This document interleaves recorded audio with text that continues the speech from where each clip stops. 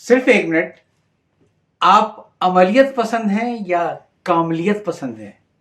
मैं इस बात को ऐसे कहूँगा कि आप क्या बनना चाहते हैं, प्रैक्टिकल या परफेक्शनिस्ट?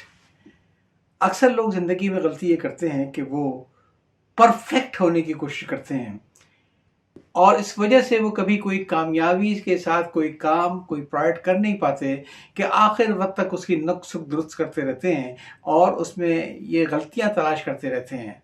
अच्छी चीज़ है, हमें देखना चाहिए अपने कामों को, लेकिन ज़िंदगी में कभी भी परफेक्शनिस्ट होने की कोशिश ना करें, हमेशा प्रैक्टिकल होने की कोशिश करें। इसलिए कि परफेक्ट ज़ात इंसानों की नहीं है, परफेक्ट ज़ात सिर्फ खुदा बारी ताला की है।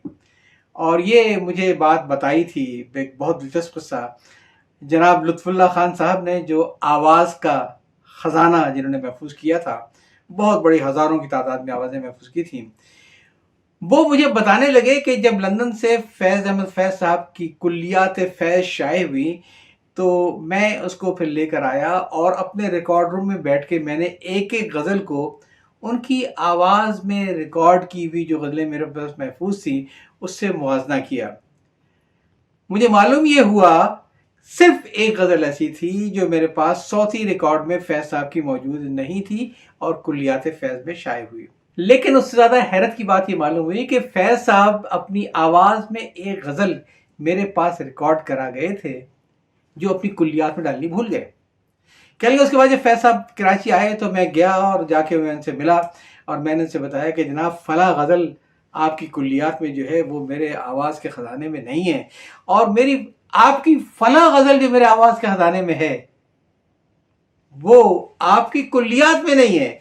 तो फैज़ साहब बहुत हैरान हुए और कहेंगे भाई कुल्लियात तो दोबारा में छापने से रहा, वो तो जो होना था हो गया, मैं ज़रा सफ़र से वापस आ जाऊँ तो फिर जो एक वाहिद गज़ल रह गई है वो तुम्हारे पास में उसको रिकॉर्ड करवा दूंगा। लुत्फुल्लाह साहब कहते हैं उसके बाद फैज़ साहब सफ़र से वापस ना आ सके, उनका बुलावा आ गया और वो अल्लाह को चले गए। कहेंगे उस दिन के बाद से मुझे यकीन हो गया कि कामिल ज़ात सिर्फ खुदा की है। आदमी को कभी भी कामिल होने की कोशिश नहीं करनी चाहिए क्योंकि ये ज़ेब देता है उस खुदा बारी ताला को, इंसान के बस में नहीं है कि कामिल हो।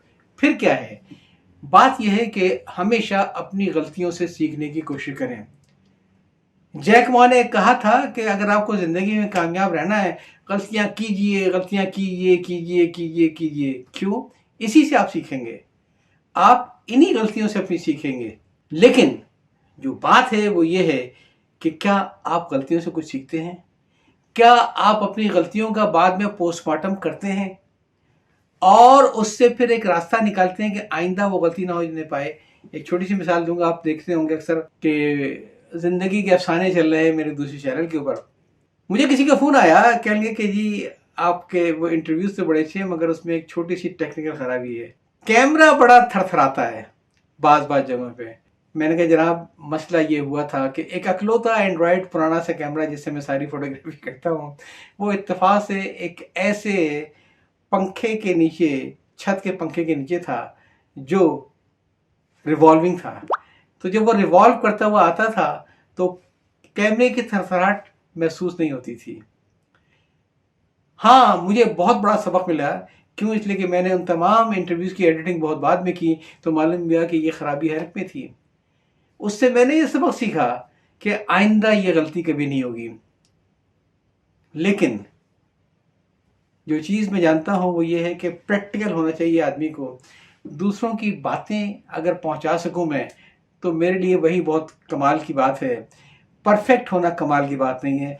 हाँ, बेहतर होने की कोशिश मैं करता रहूँगा और आप लोगों की निशानदेही की रोशनी में। यह चाहता हूँ। अल्लाह हाफ़िज़।